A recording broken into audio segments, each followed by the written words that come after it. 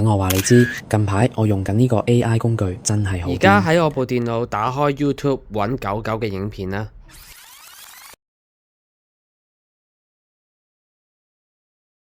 第二，我淨係用語音講句嘢，佢就會用我把聲錄好一段音，直接 send 俾我老婆。 WhatsApp send 個錄音俾我老婆，然之後報告，用我把聲報告今日香港天氣。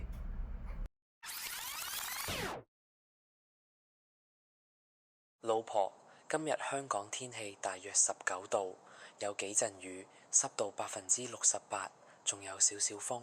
出門記得帶把遮，注意保暖啦。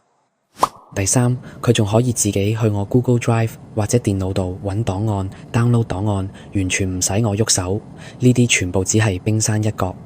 相信好快 AGI 嘅年代就會來臨，到時每個人都可以用語音指揮 AI 幫你處理大大小小嘅事情。你哋點睇？留言話俾我知你對呢件事嘅睇法。